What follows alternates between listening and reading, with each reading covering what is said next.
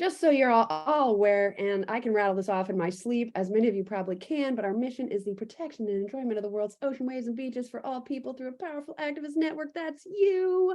And just a little bit of background.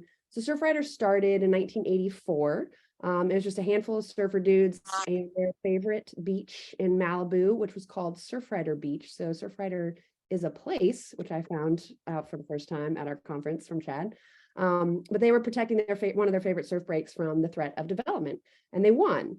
And then it just grew from there. And so now it is this, I'm going to talk about Surfrider structure.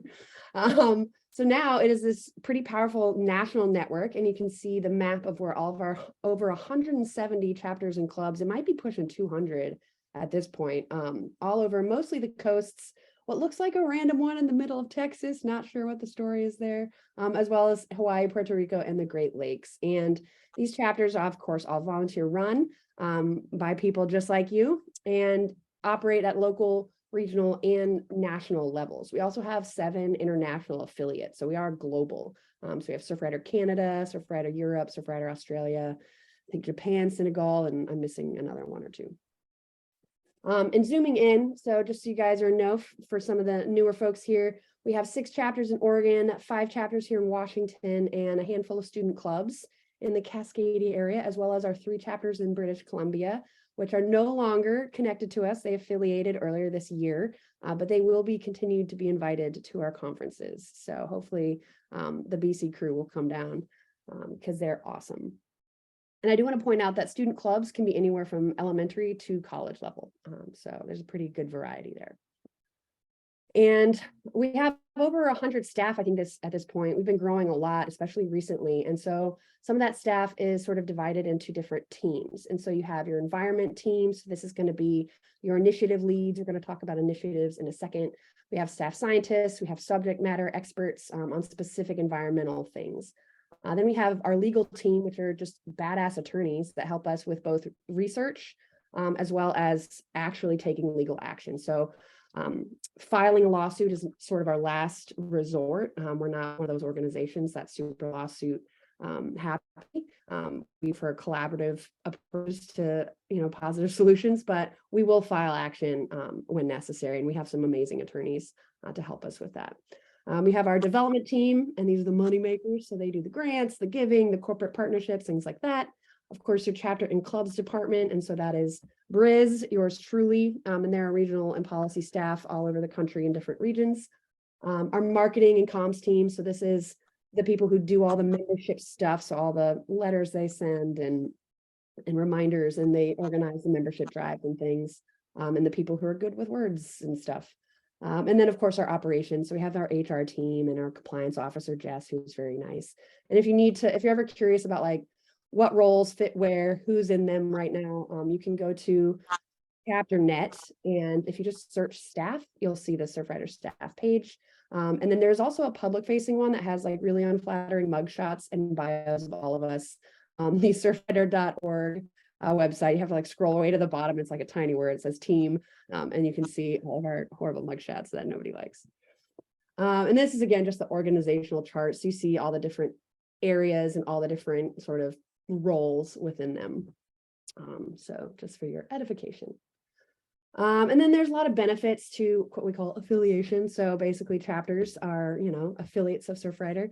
We are all under the same 501c3. So we all operate as a single entity.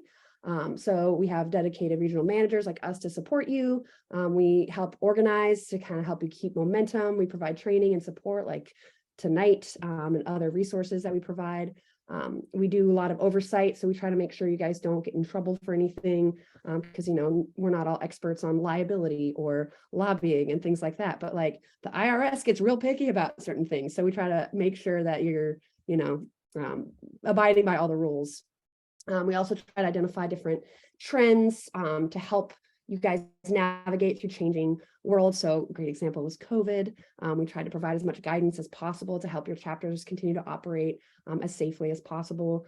And of course, we have like this structure and this model that has proven really effective at scaling out. And of course, like insurance coverage and stuff. So those are a lot of the benefits that you get from being a chapter. And the staff that you're going to be dealing with mostly on their day-to-day is regional managers, Bree and I, or maybe your policy managers, which right now is Charlie in Oregon, and we're in the process of hiring Gus Gates's replacement in Washington. And so again, our role is to support you guys, make sure you're following all the rules that you need to, help train and empower you, and provide resources and professional development for you. And we work with the policy manager to try to plug volunteers into a lot of those more like statewide and federal campaigns and policy actions, and develop, regional communications. So we write regional newsletters for each of our states and have our own like statewide social media, which I am horrible at. So quick pause. Are there any questions on like the boring structure, internal structure stuff? Yay, nay? Going once, going twice? Cool. And one, sorry. Yep. A really quick one. The student club, student organization, sorry, how was that? Are they part of the 501c? Yes, they are. Yes. Okay. Thank you. I was like, Bree, stop me if I'm wrong. But yes, they are. They're sort of like more ephemeral chapters. And so they don't have a bank account. They don't have some of the same like strict rules that we have as chapters. They're a little bit more loosely organized and they can kind of come and go a little bit more easily, but they are under the 501c3. Yeah, they have to apply at the beginning of each school year. So they're on like a 1-year cycle, whereas our chapters we hope are permanent. But the schools are more like each school year, or the clubs. I think that's a good idea, honestly, just from what I know of that. So thanks. Yeah, no, great question. Thank you, Alan. Any others? What about the liability assurance? You mentioned insurance, but isn't there individual liability insurance for, EC committee members, or is that spread to everybody? How does that work? It's all one policy, but we just have to like all of our events, and we'll cover this a little bit more in the chapter operations section, but we need to make sure that all the chapters submit and get approval for their insurance under that blanket policy. Does that make sense? Cool. Yeah. We'll touch more on that a little bit down the road. Any other questions? These are great. I love it. Going once, going twice, moving on. All right. Achieving the mission. So we talk about initiatives. We have 5 initiatives that sort of guide our work at Surfrider. So ocean protection, coast and climate, plastic pollution, beach access, and clean water. And some chapters engage in all of these and some pick one, and it's fine. So ocean protection is things that deal with the vitality of the ocean ecosystem. So think of offshore things. So stopping offshore oil drilling, banning seabed mining, things to do with offshore energy development, marine reserves. So these are the ocean protection initiative activities that we engage in. Coast and climate is more dealing with the coastal ecosystem, so actual near shore. So sometimes we provide input on coastal development projects. We do a lot of king tides documentation. Some chapters engage in like planting dune grass or living shorelines and things like that. So those would all fall under our coast and climate, which used to be coastal preservation. We're slowly changing it. You'll probably see it wrong and old in a lot of places in some of those. And we do put out an annual state of the beach report that sort of summarizes and grades all of the states based off of things like sedimentation and coastal development and things. And so that just came out last month. So that's a cool report if you're into coast and climate initiative stuff. Obviously, plastic pollution. Our main goal with this one is source reduction. So this is all your cleanups, all your bag bans, hold on your butt. Any single-use plastic ordinances, ocean-friendly restaurants, all that stuff is all under the Plastic Pollution Initiative. And then clean water. This has to do with marine recreational water, so not drinking water. That's not our fight. So this is your Blue Water Task Force sampling. Sometimes we'll do input on wastewater discharge permits. One of the chapters in the Peninsula funds Sani cans at popular beach access points. So people aren't pooping on the ground, because that's a clean water issue for sure. So that's one of the clean water things. And then finally, beach access. So this could be anywhere from improving existing access points. So whether that's like, I don't know, installing a permanent bathroom instead of funding a Sani can, or blocking attempts to close access points. I'm going to cough. So those are our 5 initiatives. And then sort of the internal lingo that you'll hear Brie and I use all the time. And there's some confusion, so I want to hopefully clarify it. So there's programs and campaigns, and programs are ongoing, and they're the things that we have kind of always happening, and they're a great way to plug volunteers into and connect people with their actual coast, like get them out on the ground and becoming stewards of their environment. And these programs are HQ supported. And so we have resources and databases and staff to support and help and ask questions and provide, toolkits and things. So example, like Ocean Friendly Restaurants program, Blue Water Task Force, Hold On to Your Butts, Ocean Friendly Gardens. So I will say that some of these programs start out as just like a local chapter doing its thing. And then it's so successful that we scale it out and it becomes a national program. So like Ocean Friendly Restaurants is like an example of that. Campaigns, on the other hand, have like an end date to them. So a campaign is an advocacy effort that seeks a decision from a decision-making body that positively influences the coastal environment. So this is often bills, like passing bills or blocking bad bills, but it doesn't have to be. It could just be like, a number of other things, city ordinances, dispute with a landowner, whatever. There's a lot of different things that can be a campaign, but a lot of them are bills. And we track these by HQ. That's one of the main metrics that they use for its success for organization. So you'll see on our national social media, it'll be like, this is our coastal victory number 42 this year. And so we track it. And so it's really important if you guys engage in campaigns to A, do a campaign plan, and B, let us know very early on so that we can make sure you have all the resources and stuff that you need, and we can track it because HQ really wants to know what is happening.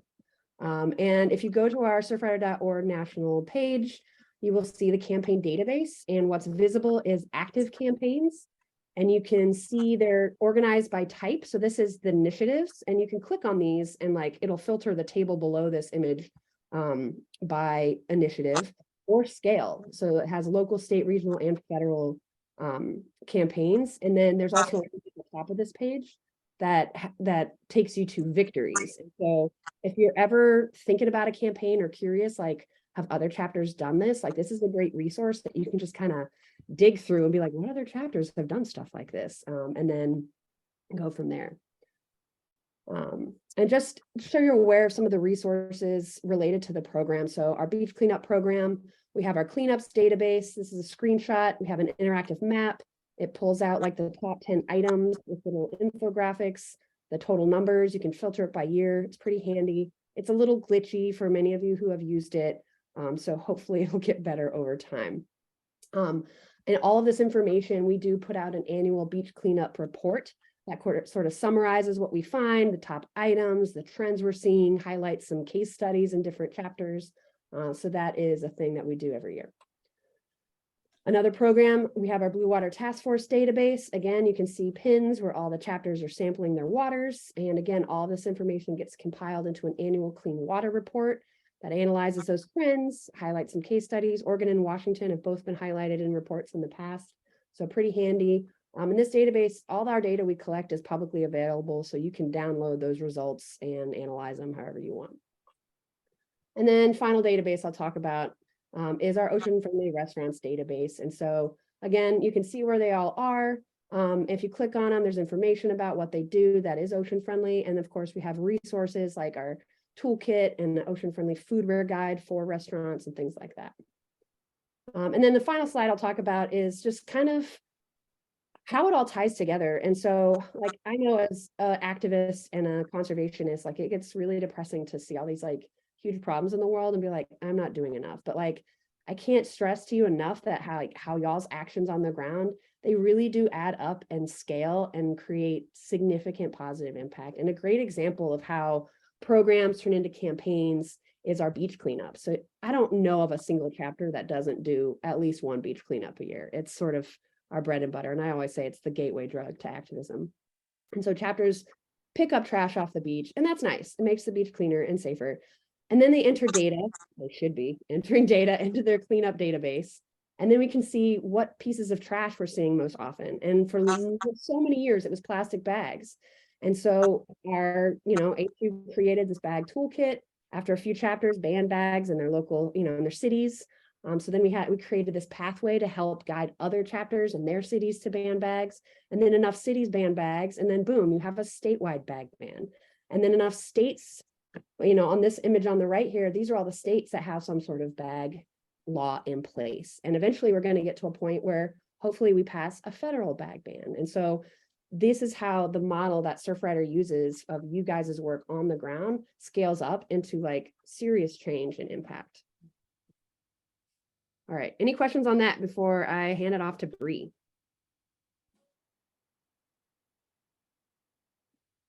Nailed it.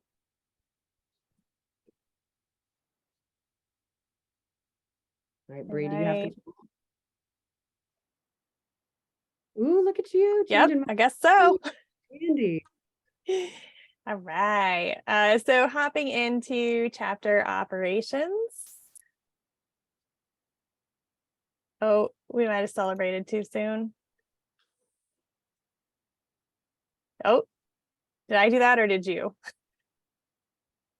Okay, I guess it's working now. So this is sort of the minimum operating standards, we call them. So this is like the minimum activity that Surfrider is expecting from chapters.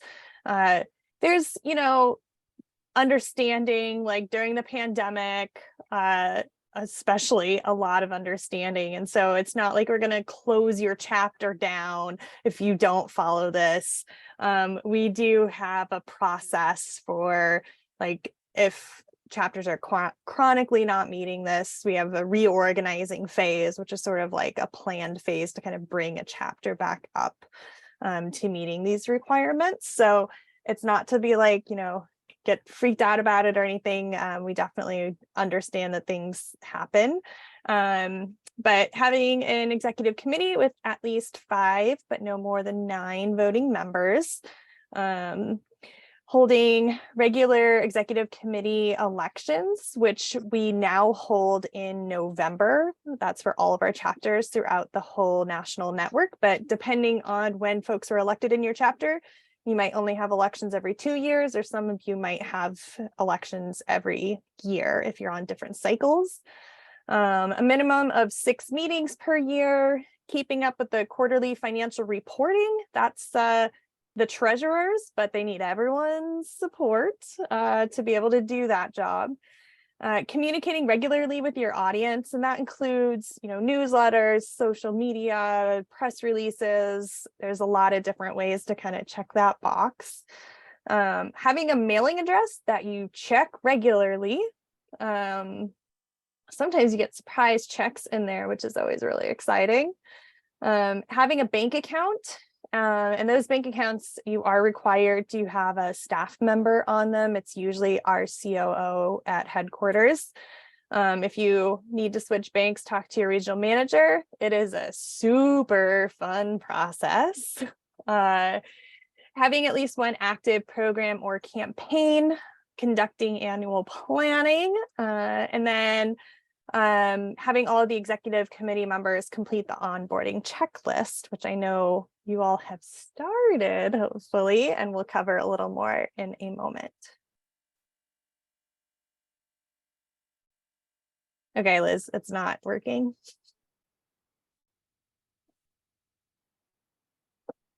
I think when I move my mouse, I'll stop moving my mouse. Okay. All right, so this is the onboarding. You all hopefully had a link to ChapterNet and the exec onboarding list. So background check needs to be started within a week of being elected or of being notified of your regional manager that you have to do this. There's an acknowledgement form that all execs complete. And then on ChapterNet, you'll also see the review of 4 things you absolutely need to be aware of. And there are hyperlinks to read all of those. Read the bylaws and guidelines. If you have insomnia, I actually recommend that. But those are really, really long documents. I think it's realistic for everyone to read them. Although I'm pretty sure Mike Harrington has definitely read all of the bylaws. Not sure about the guidelines, but know where to find them and how to search them so that you can find the information. A lot of those bylaws and guidelines are there to keep us compliant with our nonprofit status so that the IRS doesn't take that away from us. And then review your leader toolkit and operations resource, get your email set up, and make sure you're joined as a paid member. And then chairs and treasurers also have additional required trainings. And I'll just mention, if you're an exec that you've already been on exec and maybe you moved into a new position, some of these onboarding requirements may have changed from when you became an exec. So you should still check this out, especially if you moved into a chair or treasurer role. Bree, Yeah. are all of these resources on ChapterNet? Yes. Okay. Yeah. And we'll go over ChapterNet also. Are you able to get the poll? Yes. Okay. So I'm launching a poll. Not touching it. So we just wanted to see, oh, whoops, it launched all of them. But question 1, where are you with your onboarding checklist? Or we can answer all of them. You can answer all of them because they're up now. And I don't know if we can launch it again. I don't know. It's my first time using a Zoom poll in a long time, apparently. Ooh, look at all the done and dones. Ah, God, you guys are killing it. So stoked. What checklist? Perfect. I love it. All right, we've got, looks like a few more. Okay, I think we got everyone. For some reason on my computer, it's not showing the results. But I can see, it looks like quite a few, half of folks are done. We've got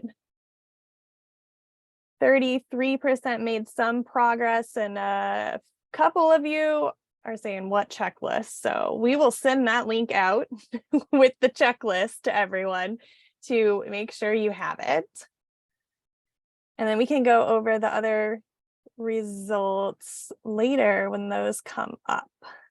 But definitely you're all interested in opportunities to work with other chapters. And most of you have not reached out to another chapter yet, so we'll work on that. All right, so some chapter do's and don'ts with some whys also, but do host regular public and executive committee meetings. Those public meetings, as we found out during the pandemic when we didn't have them or were only having virtual, that's where we really get to know people, and super importantly, that's where it's a really good place to recruit executive committee members. You kind of get to know people better in those spaces and get to know their interests more. So keeping up those regular meetings is really helpful for keeping that connection with your community, and then also recruiting new volunteers. And then the executive committee meetings are super important because that's where you're actually planning all of your activities. And those all kind of look different, and you'll have a chance later to talk to each other and ask how all your different chapters do things. Keeping up regular communication with your network, so that they know the work that you're doing, they know the opportunities to engage. Make sure you get that event approval, which later I'll show you how to do that and where to find that form. But get event approval before you advertise any of your in-person events. Make sure you're using your surfrider.org email address. That's a way that we keep records of everything. So that way, you know, when we're transferring and handing over those email addresses, we're able to go back and find a contact from a project that maybe had ended, but we're going to resurrect it or something like that. Make sure you're voting on important chapter decisions and record them in the notes. This is really, really important for, especially for financial, like big financial decisions. Banks require the formal, like, motion, second, discussion, and a recording of the vote. And if you do end up in a place where you might be taking legal action or something like that, there does have to be like an explicit formal vote. The big sort of like, please don't do this, is don't change or modify the logo. Y'all have chapter logos. I'll tell you how to find those if you don't know yet, in a few slides.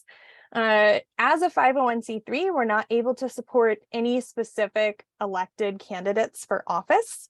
And there's like all these things to go into about that we're not going to get into the details of here, but we can advocate for policies like passing a bag ban.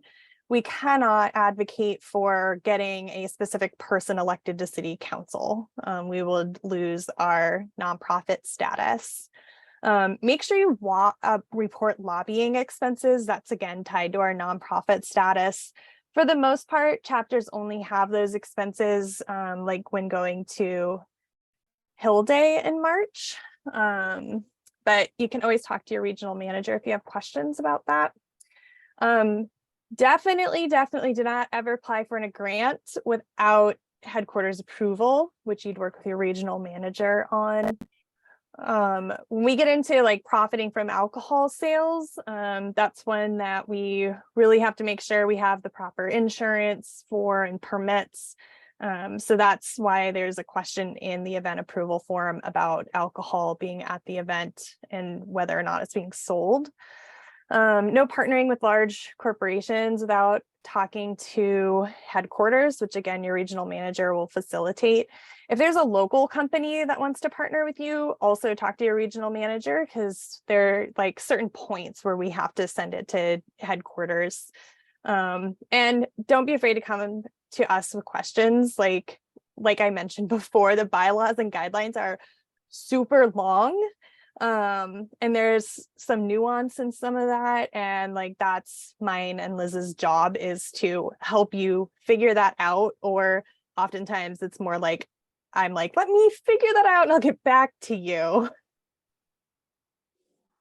So this is just kind of an idea of like a general annual chapter timeline. And you'll notice a difference between some of the timelines in Oregon and Washington.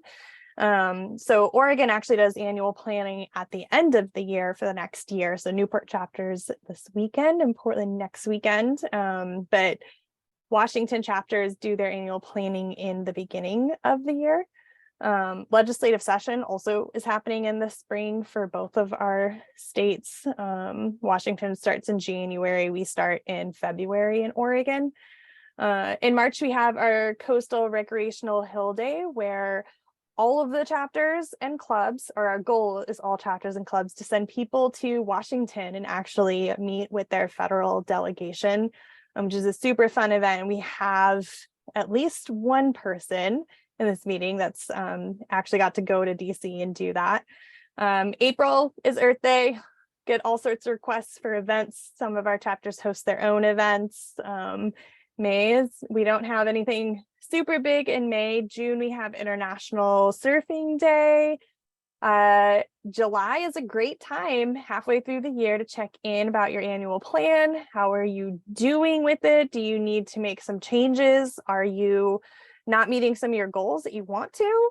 Go ahead and just figure out what you're going to do for the rest of the year so that you can meet those goals. And then also celebrate things that you've done. Maybe you've already met some of your objectives, like you wanted 100 new members and you already did it by July. Like, you should celebrate and pat yourselves on the back for that.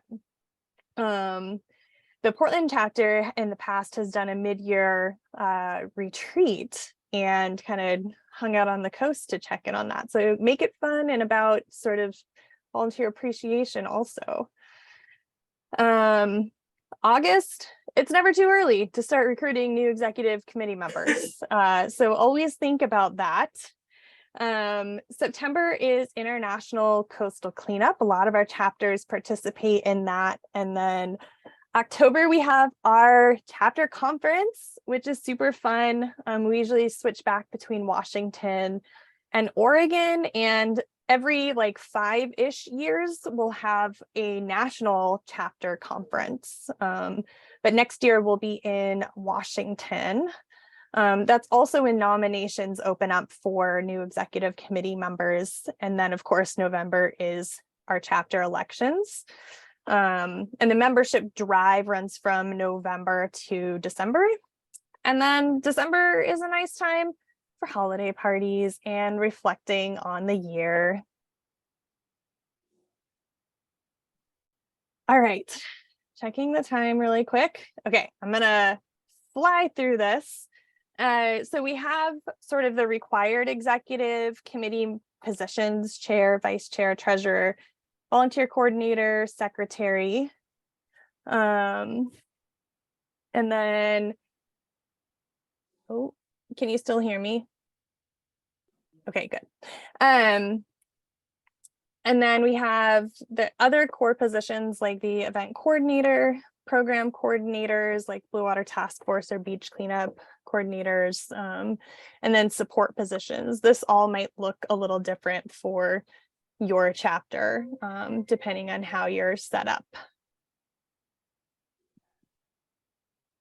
All right, so members matter. That's our street cred.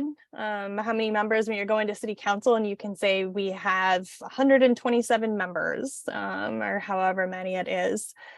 The memberships have changed a little bit. So the easiest way to get someone to sign up to become a member is to use the give or join button. It depends on if you have the old or the new website, but that top right button on your websites. And the local chapter retains 80% of the donations that go through that button. And then there are discounts available to members, and then the chapter also gets a discount, and that's like for a chapter order if you want to resell. If you want the bigger discount as execs, this is being recorded, but it's fine. Just put in a big order together of all your stuff. And then chapters, the photo on the right, this is our Three Capes chapter in Oregon. Like chapters can make your own swag too, and then it's up to you to decide like if you give that to execs, if it's being sold, whatever. Liz, did you move your mouse? Okay. Okay, so I'm gonna run through some like, how do I find this thing? What is our tax ID number? ChapterNet.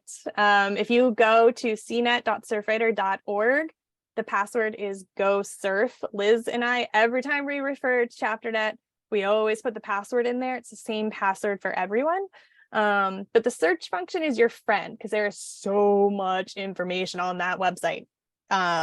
So search IRS letter, you can find our tax ID. Like Liz said, we all use the same tax number. The event approval form is also on ChapterNet. It's right in the top menu, event approval. This needs to be done for every in-person event. Ordering brochures. Surfrider a couple of years ago switched to a model of having a print portal. And so chapters order and pay for their own brochures. When you go to, and the print portal is housed on the brand portal, it's a lot of portals, but brand.surfrider.org, that's the important part. You can also download chapter logos, find a presentation template. There are other graphic toolkits and a bunch of other stuff. So if you're looking for anything that has to do with like logo, branding, look on the brand portal. And we can send out links again after this. If you want to apply for a grant, again, make sure you talk to your regional manager. You need as much lead time as possible, especially if it's a federal grant, they take forever. And we have to coordinate with our national network because we all have that same 501c3 tax ID number. So sometimes we can only like have one chapter apply. If someone wants to partner with you, check in with your regional manager. It kind of depends, like if they want to partner on an event or something like that, you can probably just make that decision on your own unless there's something a little sketchy that's going to be involved that you're not sure about, or like you're not sure about the reputation of the other organization. If it has to do with business, like partnering with the business or funding, check with your regional manager because we might have to loop HQ in. Liz?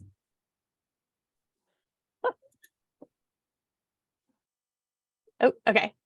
ChapterNet also has some resources for marketing and communications. So like if you want to write a press release, there's also tips for like writing social media posts and stuff like that.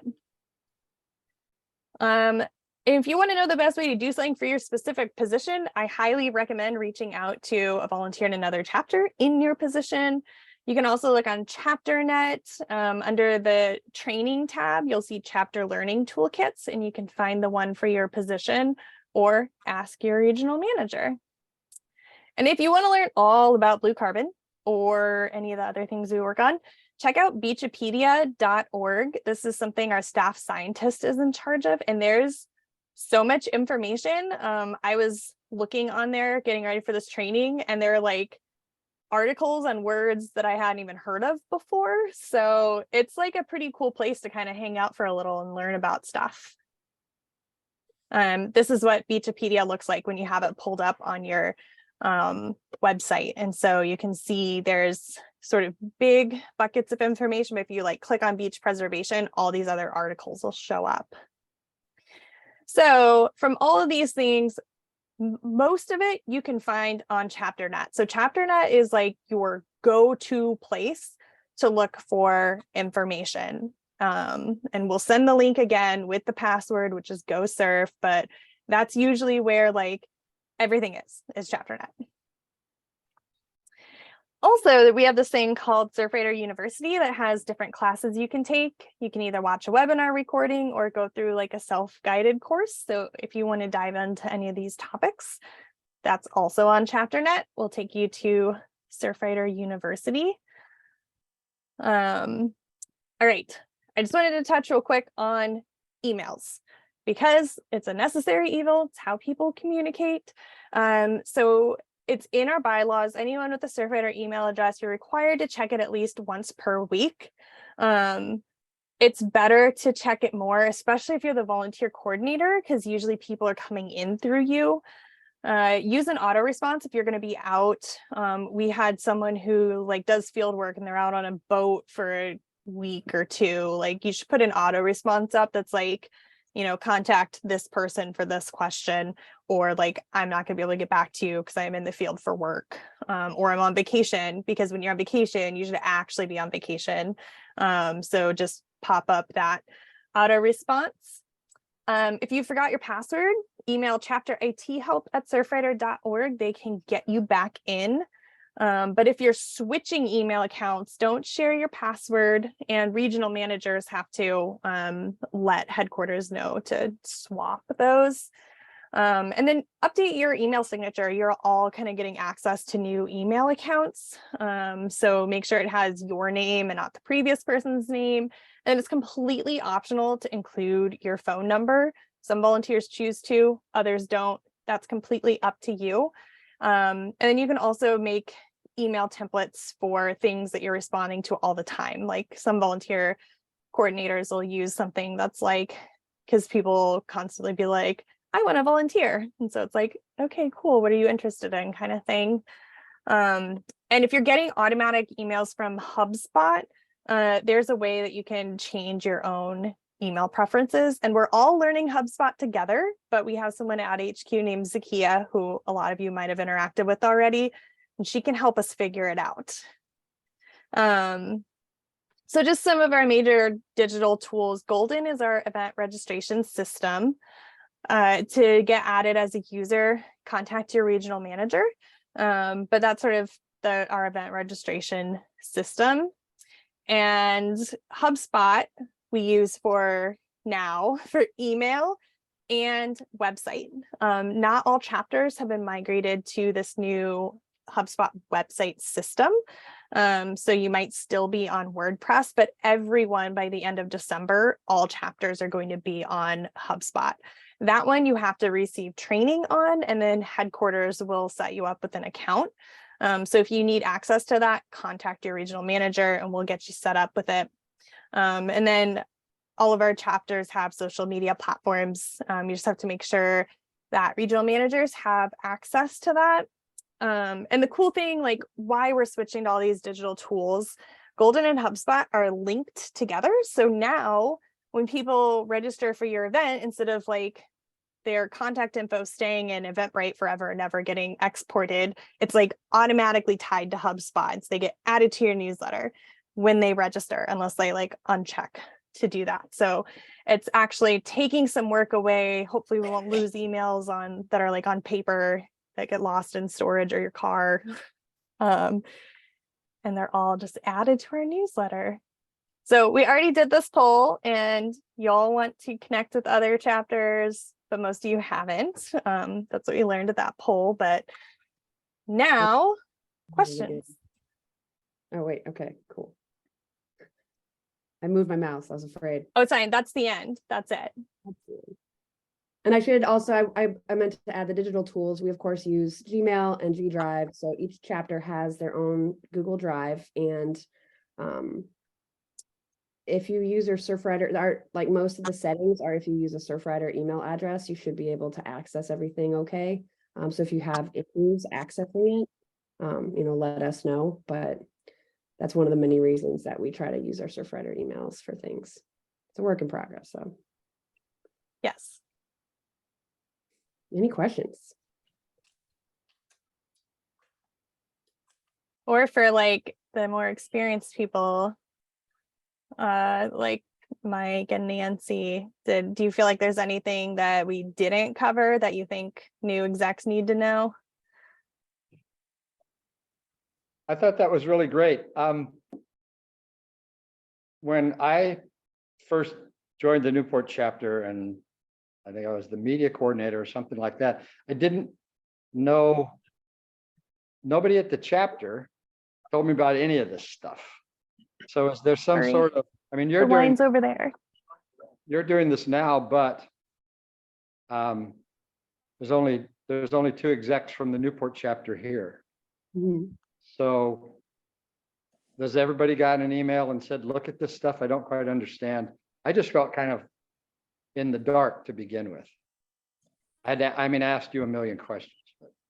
Yeah, because there was not good onboarding when you joined the chapter. This is the difference. Yeah, so that's one of the reasons why Liz and I are doing this, so that we can get that information out. And we are recording this because there are some new execs, like brand new execs that weren't able to be here, and they'll be able to watch this. But that onboarding checklist, which Mike, I totally forgot to send it to you because you're a chair moving into volunteer coordinator, and so I didn't think about it, but I'll send it to you. That was something else that was developed to help with this. What checklist? Yes. Okay. Yes. And just for context, like every regional manager kind of has their own way of doing things. Like HQ doesn't mandate how, like we don't have a standard operating procedure. We don't have like a manual that we are given. And so we are very open to what we can do to help with this onboarding. Some chapters just like take it and run with it, and they don't want us to be involved, and that's totally fine. But sometimes when that happens, those people who were doing the onboarding leave. And so we don't always know when it's time for us to step in. And so I think this sort of onboarding we're going to do every year after elections, because I think it's just super easy and it takes some of that lift off of chapters and you guys from having to like train the next people.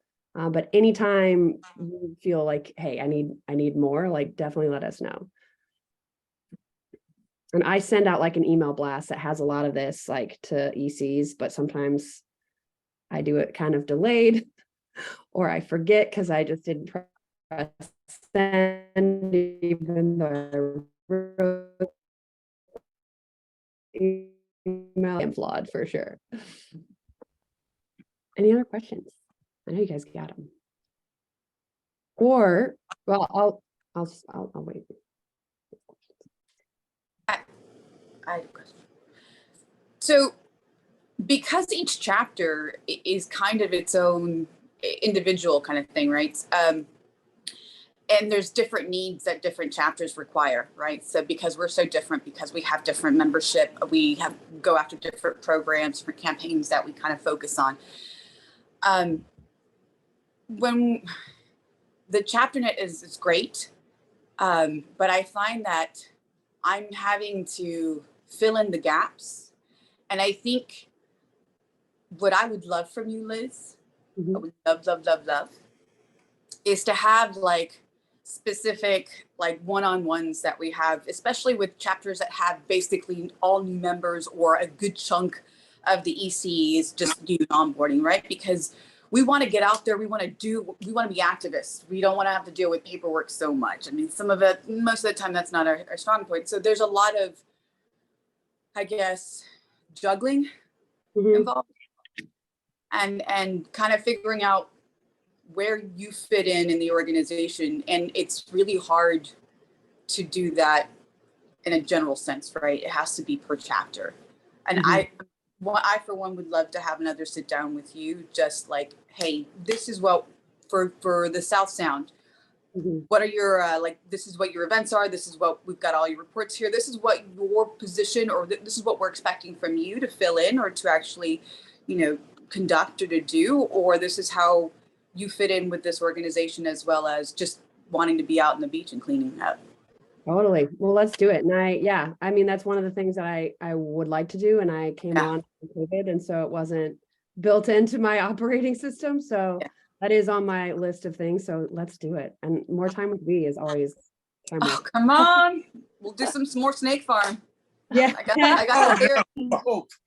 I'll also add that like chapters do operate differently. Like the person who's in charge of the newsletter is different for each chapter. For some, it's the secretary, for some, it's the vice chair.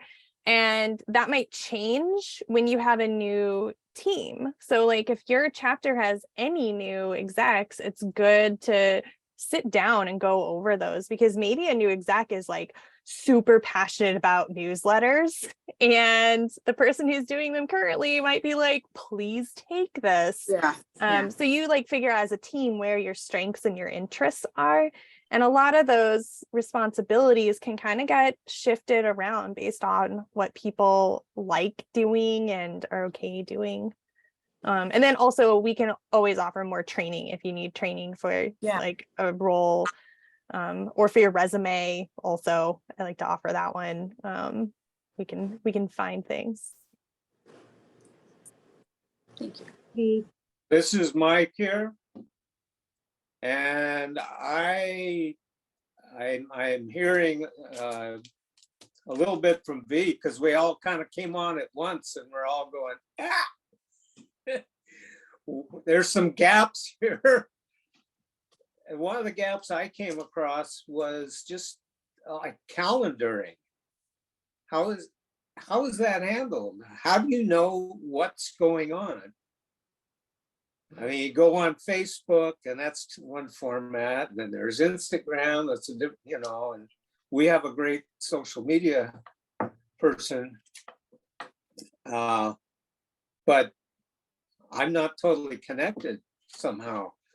So I talked to V about calendar, and it seemed like it's a gap. So I started this conversation, and I don't know if kind of that's a little bit what V was talking about, but we all kind of came on together, not knowing how to do each step, and we're kind of all new.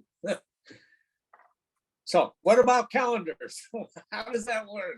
Every chapter is different. So a lot of them do have like a public facing Google Calendar.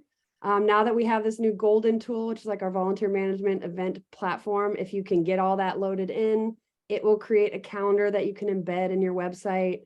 But of course, like there's no one platform to rule them all. So anytime you have one system where you have all your events, you still have to like plug it into Facebook and Instagram and things. And so I'm happy to work with you guys to come up with a calendar that is useful to you, but we try to shy away from mandating too much, because some people have a good system that works for them, and I'm not going to come in and disrupt that.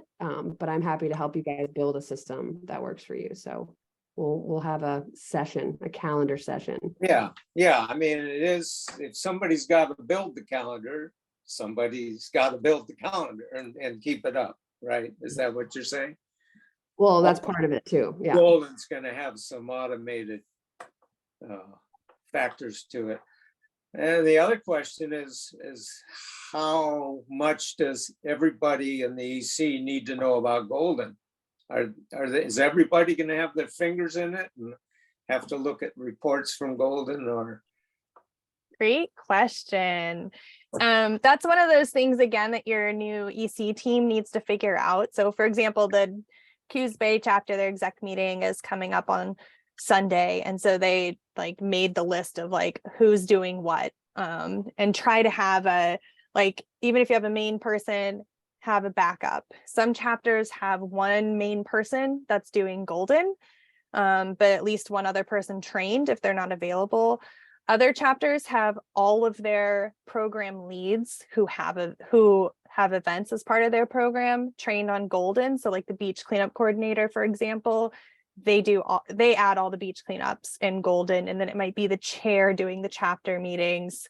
Blue Water Task Force person does Blue Water Task Force training. So again, it's really up to your chapter, but at the very least, there should be 2 people because you all are volunteers. You might be on vacation. Life happens. So there should be at least one backup person. And then of course you can always contact your regional manager if all else fails. And then HubSpot, I also recommend like you should have at least 2 people trained. One can be a point, one can be backup, but it's good to have those kind of fail-safe backup systems, but depends on what your chapter decides and who's the lead on those. I will mention, because in the past I've had chapters like have a media coordinator. The Newport chapter has one, for example, and he does newsletters. So for HubSpot access, you do have to have a Surfrider email address. So that's something that, to get figured out. Like we had Sky, we kind of created an email address for her before she was officially on exec, because she was going to help with newsletters. Is any event that's put together through Golden automatically on the website calendar? Well, if you have the new website, which Newport doesn't yet, but will by the end of the month, what we have advised chapters to do is add an events page that is a feed of the Golden events. Zakia can help set that up for you. Right now, I don't know, Liz, if any of the Washington chapters have it, but if you go to like sandiego.surfrider.org, they have their events page and it's just the Golden things listed. Mhm. And you can, I think you can embed that in WordPress, but your website will be switching over pretty soon. So I would like to testify. I'm afraid of all of that media stuff, and Golden is really easy to use. I even figured it out. thank you, We Mike. never had a doubt. And just so you guys, if you wanted to, I feel like it's easier to just see it, but this is the San Diego's. This is what the new website looks like. So it's like the red donate button instead of the green give one. And so they have this like calendar embed here. And then these are their Golden events that you can see, like upcoming opportunities. So that's kind of, and then if you like click on it, if you go to volunteer.surfrider.org, you can see all the different volunteer opportunities, and you can search it by like area. So Do the links, oh, sorry. Do the links on the calendar also go to the Golden events? I don't know, actually. I think their Google Calendar is like exec meetings and committee meetings. Okay. That was my Oh, yeah, that's- understanding. And this, again, like a lot of it comes back to how your specific team functions. And so I think most of the Oregon chapters will put public events in Golden and then still have the Google calendars like their internal calendar, since it sends you reminders. We haven't been putting exec meetings in Golden, even though per the bylaws, they're open to the public. We don't usually have the public attending, but I've seen some chapters in Golden, because Liz and I can see other chapters like put their exec meetings in there as well. So that's, again, like a team preference thing. And I'm always happy to help you guys set up like a Google Calendar and like kind of show you how to set that up. I know South Sound has one. I just don't know who updates it. Can the calendars also link to social media platforms? Like if we build it in Glen, can we connect that to Facebook or Instagram or something like that somehow? It generates links that you can put into social We can- media. And you Okay. can have one link that goes to all of your events. So like an Instagram, if Sure. you have like Linktree with multiple links, you can put that in there. Okay. Great questions. Any other final ones? Because we did want to save time. If you guys want, we can set up some breakout rooms, and we were thinking by roles. If you guys wanted to touch base with other people that share your role, or we can just have this open format. It's kind of up to y'all. You guys want role breakouts? How many of us are brand new? Raise your hands. Less than a couple months. Yeah, less than 1, months. 2, 3, 4, about 5 of you, 7. 7. I'm just thinking in my at-large, I'm not going to have anything to say because I haven't done it yet. So unless there are other people who have done it and want to talk. I'd like to know if there's anybody that has been a volunteer coordinator, because it's a new role for me and I'm not even sure what, I mean, I know what I want to do, but I don't want to reinvent the wheel if there's somebody that's has some experience. I have a little bit. Probably not much more. Killing it. Rachel's been killing it with that. Oh, Yeah, not to put Sky on the spot. Sky has experience with another organization as volunteer coordinator and is new to Surfrider volunteer coordinator. So just because I interviewed Sky and was super impressed with your ideas on volunteer coordination. Yeah, I mean, it's we're kind of in the adjustment period of like, we haven't really had anything going on in Coos Bay this month up until on Sunday, which is just like White Elephant. So haven't had any like situation where I'm trying to recruit some volunteers right now. But as I move into, I'm just finishing up an internship this week. And so as I'm finishing that, I'm going to start kind of trying to generate some new ideas about just getting more people involved. In my past experience, you know, events are like the best way to get people involved, and just outreach, inviting people, inviting your friends, inviting your family, having them invite their friends and family. That's like the biggest thing to get people involved, is just outreach and getting the word out about it. So that's kind of my goal in Coos Bay, is to get some more people. And, you know, Coos Bay isn't that big. So recruiting from other places and other sources, you know, they have the community college there. They have an institute with University of Oregon there. So maybe getting some students involved as well, because that's some good energy and they always have some good ideas. So I don't know if all of you have anything like that locally, but those are some good places to target for sure for people. I also forgot to say this, but wanted to make the point that I think we might have put it in the slide, but you know, volunteer recruitment and retention is the job of every exec, not just the volunteer coordinators. And so you all can kind of figure out what that looks like for your chapter, but it's like, it's too big of a job for one person, let's be honest. So it's like everyone who's in exec, like you're kind of the face of the chapter, and you know, people are kind of looking to you to kind of feel welcome, to kind of get to know them. And so it's not just the volunteer coordinators, it's on everyone to kind of, you know, be welcoming and chat with folks and recruit them. But there are lots of different like systems. There's like a matrix kind of thing that Portland chapter has. We haven't updated it in a while. So there are some tools. We can send that link out. We covered some of those tools during the Cascadia conference in October.